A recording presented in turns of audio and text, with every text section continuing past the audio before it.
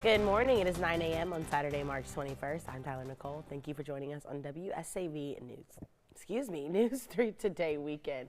We're going to take a live look outside of our Savannah cam, and the sun is up. I'm hoping that means it's going to be a beautiful start to our wonderful spring weekend. Storm Team 3 meteorologist Hannah Evans is here with your forecast first. Good morning, Hannah.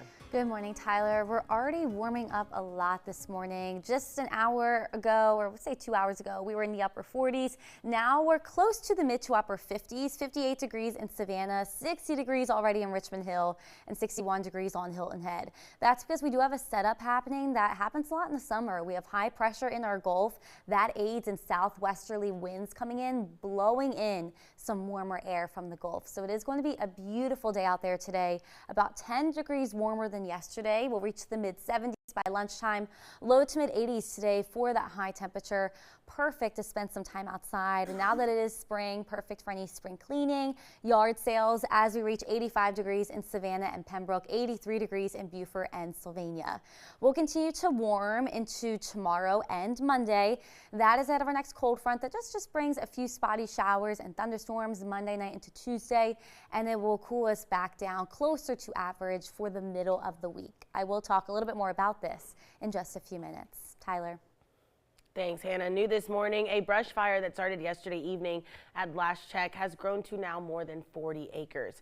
Chatham Fire was dispatched to the 100 block of Sunny Drive at 7:28 p.m. And upon arrival, they said they saw visible flames and smoke. Around 9:30, a CCFD spokesperson said that the fire had topped 40 acres of involvement and the scene had been turned over to the Georgia Forestry Commission. There is no word this morning on the current size of the blaze or if any injuries have been sustained or if any homes are at risk or have been damaged. However, officials have said West Side residents can expect widespread smoke in the area. Now, WSAV has reached out to Chatham Fire and the Georgia Forestry Commission. We will, of course, continue to update you as more information becomes available. A woman from Kingsland is facing a murder charge under Georgia's Life Act, a case that could become the first of its kind since the law took effect. WSAV's Sarah Smith reports that the charges stem from an alleged illegal abortion, raising complex legal questions about how the law can be enforced. Everyone knew that when they reversed Roe versus Wade, some states were going to try to charge women, doctors, with murder in abortion cases. The case against 31-year-old Alexia Moore will go down in Georgia state history if it's prosecuted. It will be the first illegal abortion murder trial since Georgia's Life Act was passed in 2019. If I were a prosecutor, this is the last kind of case I'd want. I mean, for the prosecutor, it's a loser all the way around because you're going to piss half the population off one way or the other. Moore is facing charges for murder and possession of a controlled substance and dangerous drugs. She's accused of attempting an illegal abortion by taking misoprostol, a drug used to medically induce an abortion. Investigators say she also took oxycodone. Moore gave birth to her baby in December 2025, but the infant only survived for about an hour according to the warrant. Police determined Moore had been pregnant between 22 and 24 weeks, but Georgia now bans abortion after a heartbeat is detected around 6 weeks. Even so, Schiavone says it may be hard for the state to prove that Moore intended to kill her baby. You're going to have women on the jury, and some women are going to believe that it's a right of a woman to make that decision and would never find someone guilty of murder under these circumstances when it would have been legal, under the original law from the Supreme Court. He explained how he would defend Moore if he was her defense attorney. I would hit hard on a woman's right. The woman's right to privacy, the woman's right to control her body, the woman's right to make those decisions. That was Sarah Smith reporting. Ultimately, the decision of whether to prosecute Moore for murder will be left to District Attorney Keith Higgins of the Brunswick Judicial Circuit. But first, he does need an indictment from a grand jury. Now to our continuing coverage on a zoning ordinance on Sapelo Island that could potentially reshape the island's future.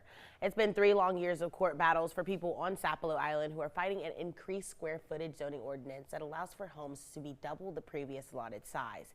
Residents believe that the change would raise property taxes and eventually force them to relocate.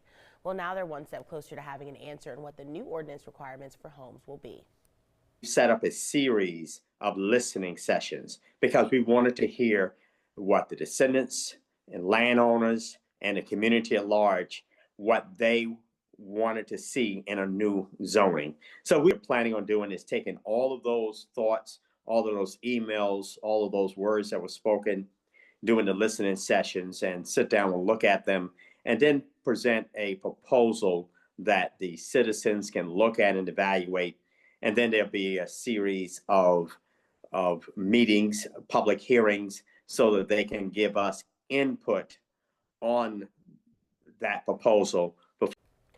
There have already been 2 hearings, and the third and final is set for next Wednesday, March 25th in Darien.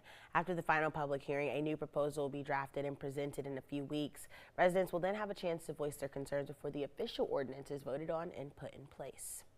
Our top story this morning, Savannah police conducting an investigation after a child was rushed to the hospital with a serious injury. The Savannah Police Department first calling the scene a death investigation involving a child, but then SPD received word that the child had a pulse.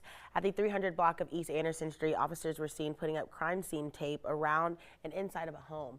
Savannah police told WSAV that they were working on a case where a child had died, calling it a death investigation. SPD and Savannah forensics were seen coming in and out of the home. Meanwhile, the child and their family were at Memorial Hospital.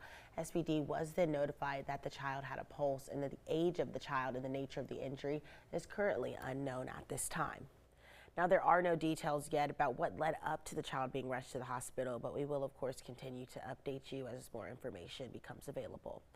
A new program in the Low Country is aiming to protect one of the area's most iconic wildlife species. I'm talking about sea turtles. It's called Sea Turtles Safe Stay, and it's a partnership between the Sea Turtle Patrol and the Hilton Head Island Bluffton Chamber of Commerce. It's designed to help short-term rental hosts share simple information with visitors about how to protect sea turtles during nesting season, like knowing not to leave lights on near the beach. Visitors are also encouraged to take part in local events like sea turtle talks, beach cleanups, and to use red lights at night to help protect nesting turtles. For more information or how you can get involved, rental partners can visit the Sea Turtle Patrol website.